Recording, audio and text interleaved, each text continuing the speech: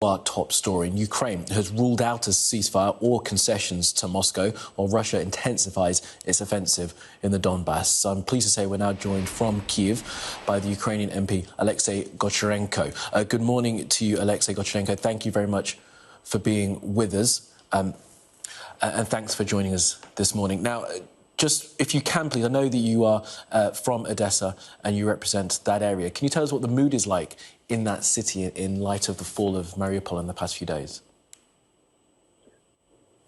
First of all, speaking about Mariupol, it's a pure victory for Russians because for 10 weeks, Ukrainian garrison was holding the ground under complete siege, and all Russian army could not overcome them. So it was clear that one day Mariupol will fall. It is impossible to stand it like this forever. So I can't say that it influenced in any way moral of people. Quite opposite. People are absolutely delighted and proud of our army who were defending our last stronghold in Azovstal in Mariupol. So that is not something like a threat and a problem for moral of people. In Odessa, we see that Russian army, which was trying to get to Odessa, is not only stopped, but quite opposite. They are now a little bit retreating to Kherson, and our army is pushing them back. So that is which inspires people. And people see that after loss in the battle for Kyiv, then in the battle for Harkiv, the second largest city in Ukraine, Russian army is losing the battle for Odessa, the third largest city in Ukraine. Well, tell us more about that counterattack. And as you will know, an advisor of President Zelensky said there'll be no concessions, no ceding of territory. But many people do think that there will have to be some kind of negotiated settlement to try and bring the fighting to a complete close. What are your thoughts on that? It's absolutely clear. We are not going to give up our land. Speaking about that Putin has no way out, that's not true. We are not going to take Moscow. We don't intend to execute Putin on Red Square. We don't intend to make him to commit suicide in his bunker like Hitler did.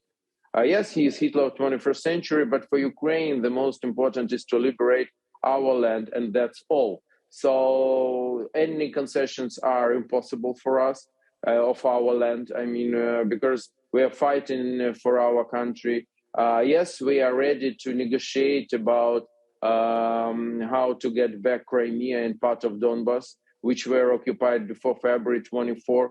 But all territories which were captured by Russians from February 24 should be liberated. That's our clear position. And that is not something impossible, but quite opposite. That is very, I think, absolutely possible for Putin, and he just needs to take out his army from the territories he took, and just start to respect international law. That's all we want, to leave us alone and to respect international law. Nothing else. We don't want any inch of Russian territory.